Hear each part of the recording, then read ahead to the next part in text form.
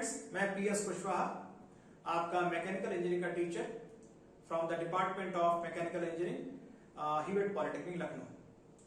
हम लोग movement of inertia जो टॉपिक पढ़ रहे थे उसका आपने चैप्टर नंबर 1 पढ़ा। चैप्टर नंबर 1 में हमने मूवमेंट ऑफ इनर्शिया का डिस्कशन किया कि भाई मूवमेंट ऑफ इनर्शिया है क्या। चैप्टर नंबर 2 में हम लोग दो इंपॉर्टेंट थ्योरम पढ़ी, theorem of perpendicular axis and the theorem of parallel axis. ये दोनों एक्सिस की थ्योरम पढ़ने के बाद और उनका ब्रीफ इंट्रोडक्शन और कैसे इस्तेमाल उनका किया जाता है वो हमने सीखा। आज के टॉपिक में जो हमारा आउटकम रहेगा lecture 3, so movement of inertia, movement of inertia, lecture number 3. Therefore, now the outcome of the lecture will be, आज जो हम टॉपिक पढ़ने वाले हैं, this is section modulus, radius of gyration and one exclusive example for importance of movement of inertia। तो आज के lecture में हम लोग जो पढ़ेंगे उसका आउटकम क्या रहेगा, और आज का लेक्चर पढ़ने के बाद आप जो सीख जाएंगे वो है सेक्शन मॉडुलस क्या है, रेडियस ऑफ गायरेशन क्या है, और एक हम एक्सक्लूसिव एग्जाम्पल पढ़ेंगे। और उस एग्जाम्पल के लिए आज कुछ मैं टूल भी यहाँ कर क्लास में लेके आया हूं, जिससे आप उस टूल से समझ जाएंगे कि वास्तव में मूवमेंट ऑफ इनर्शिया कितना महत्वपूर्ण क्यों है।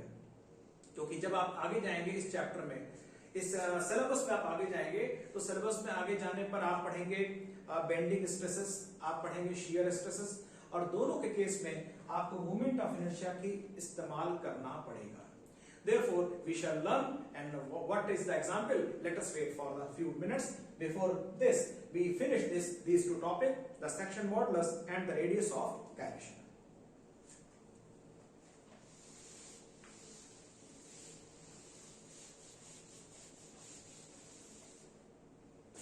Now, section modulus.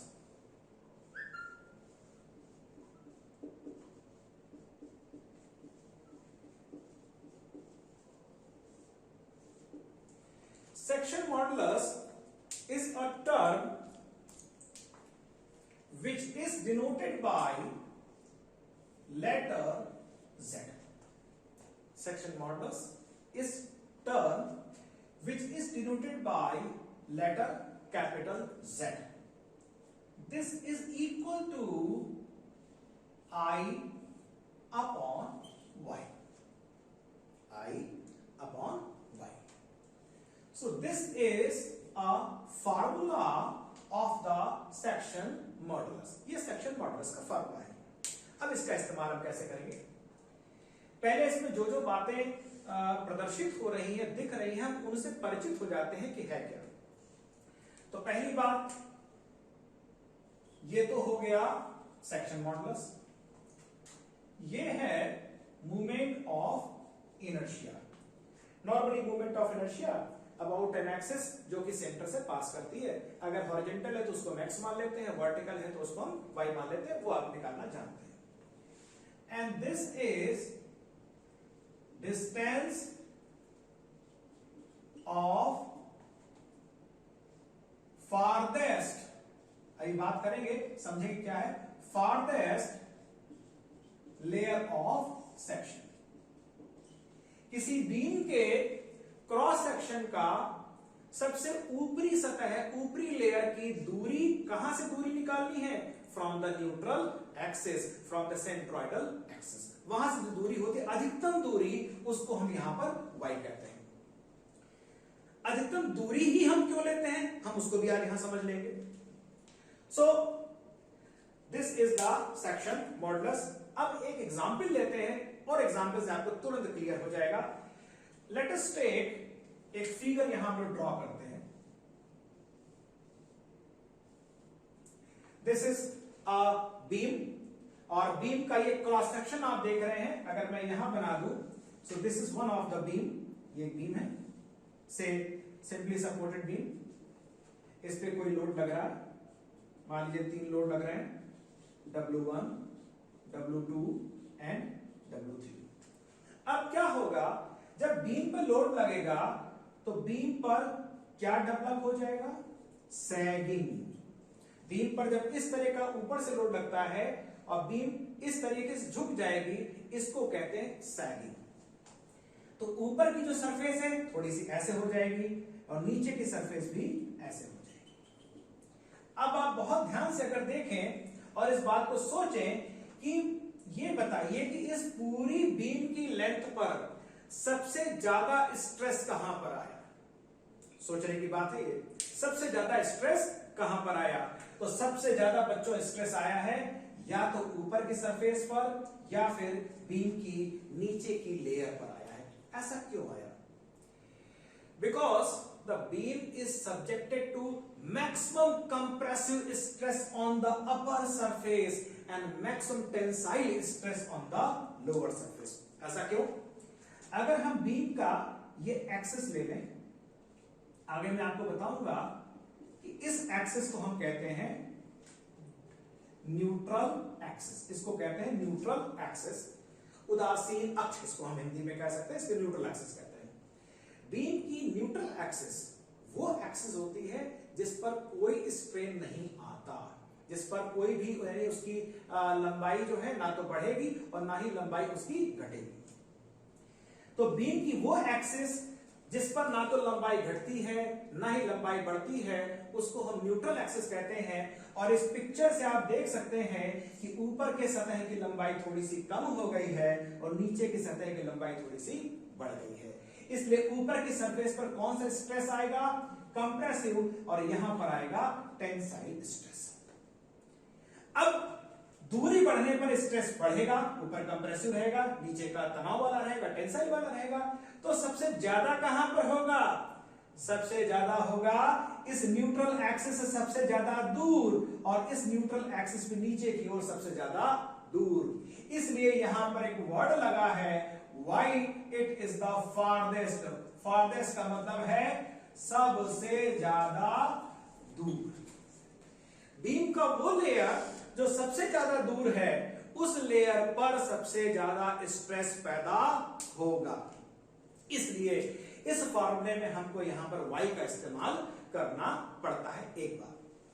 सो ये डिस्कशन हो गया, आप इसका स्क्रीनशॉट ले लीजिए, क्योंकि मैंने आपको ये बीम पर लोड और लोड के बाद बीम की सैगिंग से आपको ये समझाया कि क्यों हमने इस फॉर्मूले में y का इस्तेमाल किया।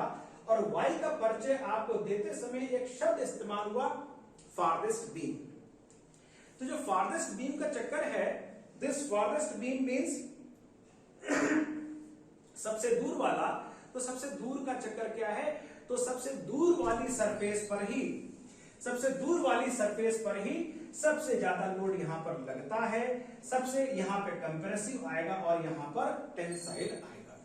So this is load which is on the upper surface and the bottom surface, and that's why we have taken here the y, which is the distance of the farthest layer of the section। अब section का मतलब, इस beam को अगर आप इस ओर से देखेंगे तो आपको कैसा दिखाई पड़ेगा? May be it is a rectangular cross section beam, may be it is a square, and may be sometime it is a circular cross section. तो बीम का सेक्शन किसी भी तरह का हो सकता है। इस इंट्रोडक्शन के बाद अब हम लोग यहां से इसको रब कर देंगे और इस इंट्रोडक्शन के बाद इस रेक्टेंगुलर क्रॉस सेक्शन का सेक्शन मॉडुलस लिखा लेंगे। तो लेट अस सी कैसे आएगा सेक्शन मॉडुलस। ये हमने बना रखा है यहां पर एक रेक्टेंगुलर क्रॉस सेक्शन। ये रही इसकी center, and this is the x-axis and this is the y-axis. Now this is B, the width of the section of the beam, and this you take the height h, So this is h. Now section modulus about the x-axis is equal to moment of inertia of this rectangular cross section की beam जैसे ये हो गया, ये circular है, ये length हो गई, इधर से अगर देखते हैं तो उसको हम क्रॉस सेक्शन कहते हैं.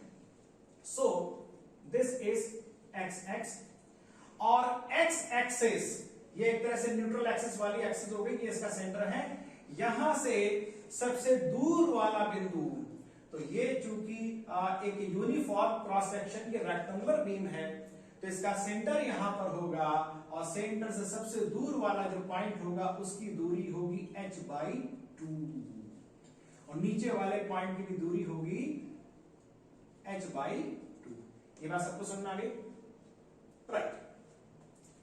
सो यहां पे हम क्या रखेंगे, इससे सबसे ऊपर वाले बिंदु की सबसे दूर वाले बिंदु की दूरी क्या है, h/2.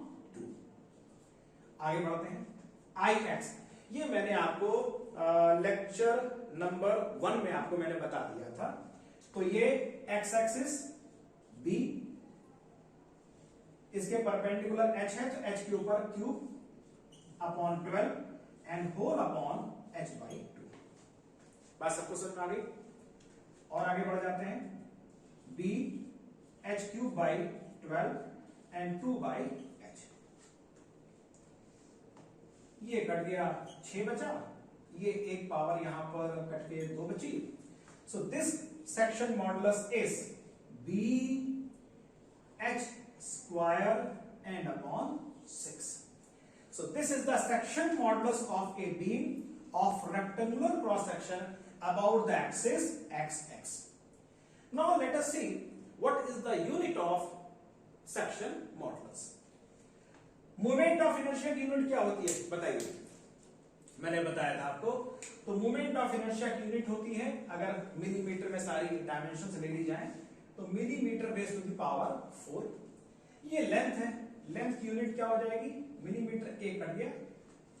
Therefore the unit of section modulus is millimetre की पावर 3.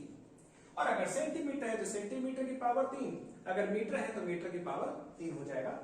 वैसे यहां से भी आप देख सकते हैं, ये है मिलीमीटर, ये मिलीमीटर का square, so millimetre base to the power 3. Similarly अगर हम इसी क्रॉस सेक्शन में, इसी रेक्टेंगुलर क्रॉस सेक्शन की बीम का सेक्शन मॉडुलस निकालना चाहे y एक्सिस पर, तो यहां पर हो जाएगा i y and upon this. इसको समझना है अब आपको. यहां पर एक ऐसी चीज आ रही है कि आप यहां पर गलती कर सकते हैं और आपसे गलती की संभावना भी है, क्योंकि यहां पर y की वैल्यू बदलने जा रही है. पहले तो i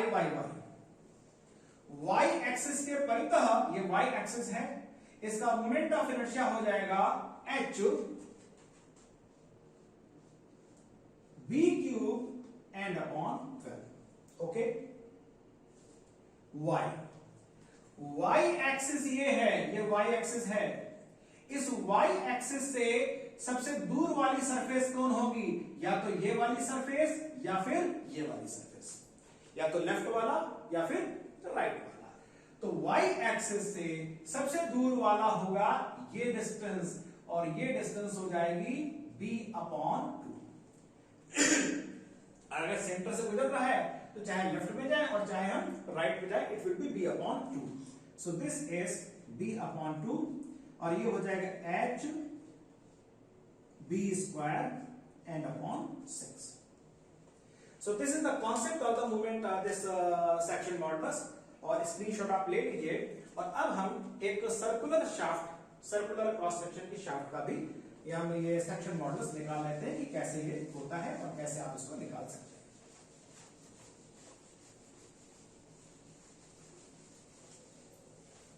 Let us see. ये एक हमने बनाया सर्कुलर क्रॉस सेक्शन. ये इसका डायमीटर है, इसकी एक्स एक्सिस और इसकी रही Y axis. Circular cross section के लिए हमने मोमेंट ऑफ इनर्शिया की वैल्यू पढ़ी थी और ये खास बात देखी थी कि इसका अगर x के अबाउट निकालेंगे तो वैल्यू, y के अबाउट निकालेंगे तो वैल्यू, दोनों वैल्यू इसकी सेम होती है। तो चाहे हम i x x कहें या हम i y y कहें, ये वैल्यू होगी pi d raise to the power 4 and upon 64, pi d raise to the power 4 upon 64। Now section modulus, अब इस बात से तो बात क्लियर हो गई कि सेक्शन मॉडुलस चाहे x पे निकालें चाहे y पे निकालें, इस जगह पर दोनों वैल्यू सेम आनी है, एक बात। दूसरी बात, अगर हम x से, अब यहां पे आप ध्यान दीजिएगा, x एक्सिस क्योंकि यहां पर इसका सेंटर है, x एक्सिस से सबसे दूर वाला पॉइंट कौन सा है, ये वाला पॉइंट, दूर वाला पॉइंट ये है, और ये वाला पॉइंट अगर सबसे दूर है तो बच्चों ये दूरी कितनी हो जाएगी, डायामीटर का आधा। बात सबको समझ आ गई। अब इसी तरह अगर y एक्सिस पर चले तो y एक्सिस से सबसे दूर वाला पॉइंट कौन सा है, ये वाला, ये इधर में जा सकते हैं, और ये वाला लिया तो ये दूरी भी कितनी है, डायामीटर का आधा। इसका मतलब ये हो गया कि ये दोनों वैल्यू चाहे x पे हो या y पे यही इस्तेमाल होगी, और y की जगह जो सबसे दूर वाले बिंदु की दूरी होती है दोनों केस पे d/2 हो जाएगी। सो हम सेक्शन मॉडुलस निकाल लेते हैं, वो x वाली वैल्यू हो y वाली वैल्यू हो, दोनों वैल्यू सेम हो जाएंगी, and this is pi d to the power 4 upon 64 whole upon d/2। ये वैल्यू आ जाएगी पाई, थोड़ा साफ कर लेते हैं, d कट जाएगा, d पे बचेगा 3, ये कट जाएगा, and this is 32। Got it? So this is the section modulus of a beam of circular cross section. अब आपने समझ लिया सेक्शन मॉडुलस की इंपॉर्टेंस क्या है, हम इसको क्यों पढ़ रहे हैं। ये कमेंट करना या ये बताना थोड़ा सा भी आपको समझ में कम आएगा, क्योंकि हम इस पे स्ट्रेस पे जाएंगे।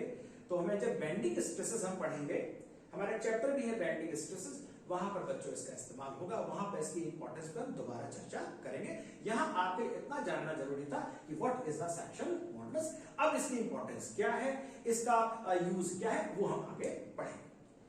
नाउ हमारा आज का दूसरा टॉपिक जो रहेगा, अब वो टॉपिक है, क्या टॉपिक है याद दिलाइए आप लोग, वो टॉपिक है हमारा, this is radius of gyration. Radius of gyration, radius of gyration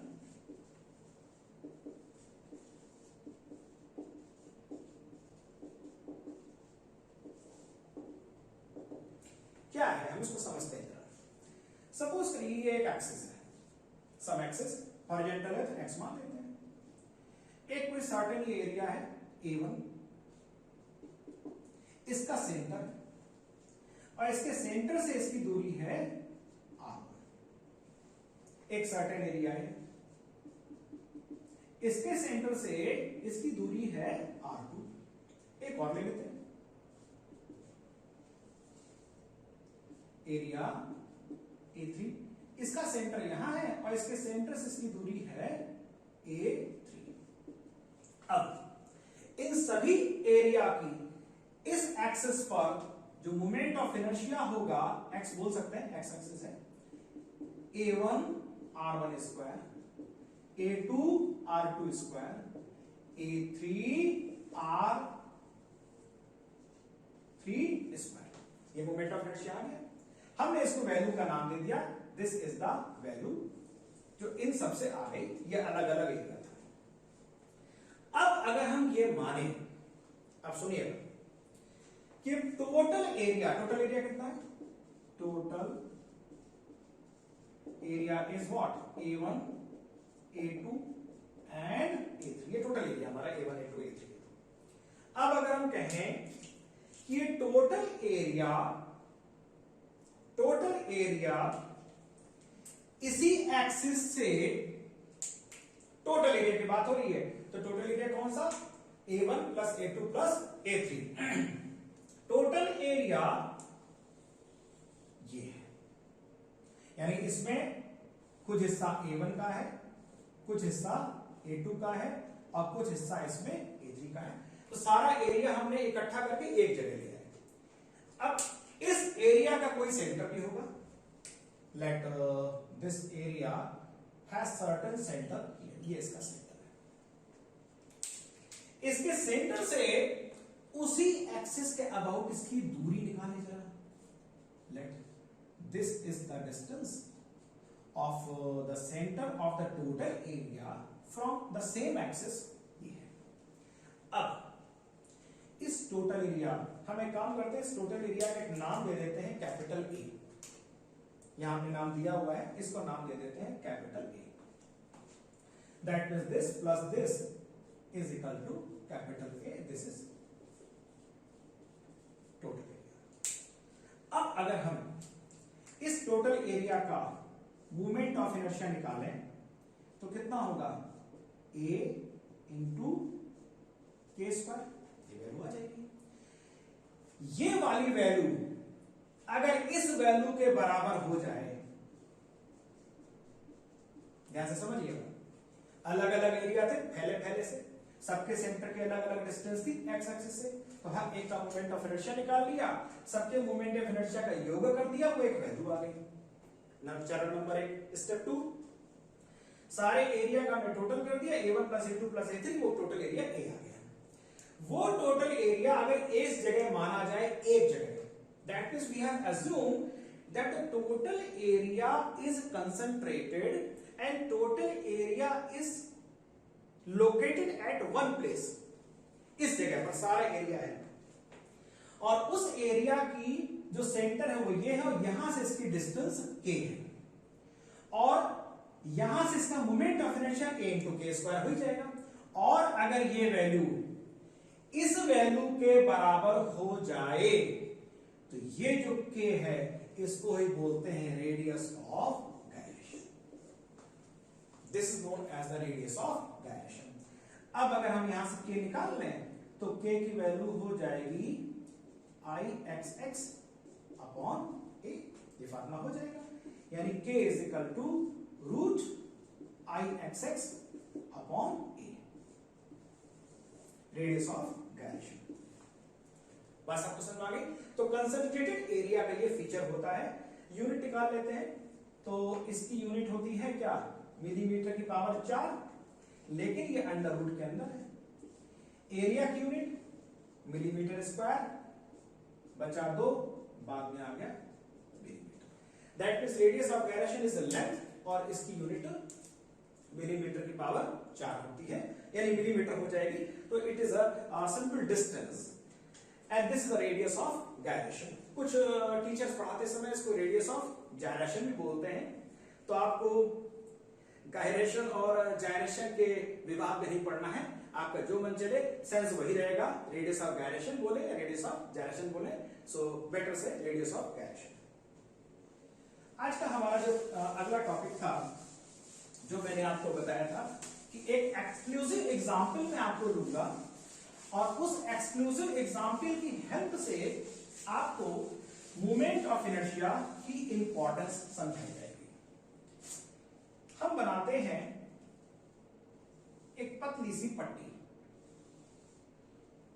ये आपका स्टील का स्केल है, मैं आपके लिए स्केल भी लेके आया हूं। ये बच्चों स्टील का स्केल है, सिंपल स्टील स्केल, ऐसे दिखा रहे हैं। अब अगर इधर से देखोगे इसको तो कैसे दिखाई पड़ेगा, ऐसा दिखाई पड़ेगा। आपको बताएं कि इस स्टील की जो डायमेंशंस हैं, मैंने माइक्रोमीटर की हेल्प से, ये आप जितने मैकेनिकल के जितने बच्चे हैं इस इंस्ट्रूमेंट को पहचान लीजिए। आपके छठे सेमेस्टर में मेट्रोलॉजी एक सब्जेक्ट है, और मेरी मेट्रोलॉजी की किताब भी आती है, आप छठे सेमेस्टर पढ़ेंगे metrology and measuring instruments.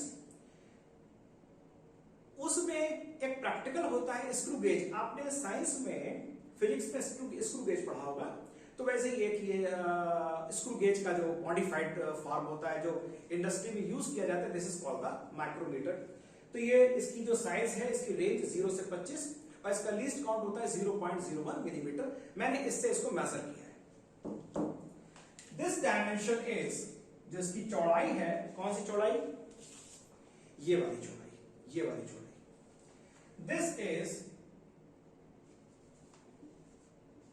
25 mm and the thickness is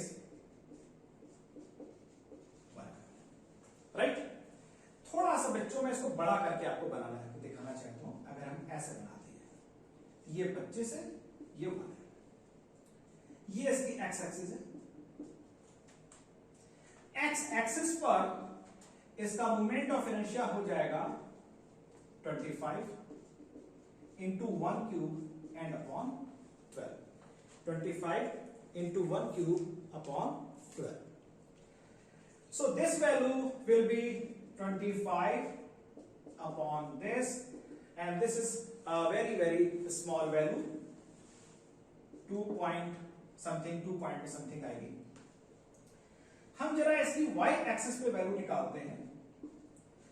y axis पर इसकी वैल्यू हो जाएगी 1 into 25 cube upon 12. This value is 1 into 25, then 25 raised to the power 3 upon 12. This is 2.08 millimeter raised to the power 4. और अगर y axis पे लेंगे तो ये हो जाएगा 25 का क्यूब अपॉन 12। तो 25 का क्यूब अपॉन 12 ये वैल्यू आ जाएगी, this will be very large value, से 1308 13 एंड दिस 02 1302, ये वैल्यू आ जाएगी। ये एग्जांपल मैंने क्यों लिया, अब इसके समझने की बारी, जरा ये भी देख लेते हैं। I Y Y upon I X X, तो ये 1302 2.08, कुछ अगर देखा जाए तो कुछ ये वैल्यू 650, कुछ इसी के आसपास ये वैल्यू आएगी, 600 के कुछ ये ऊपर वैल्यू आ जाएगी। जरा एग्जांपल देखिए आप लोग,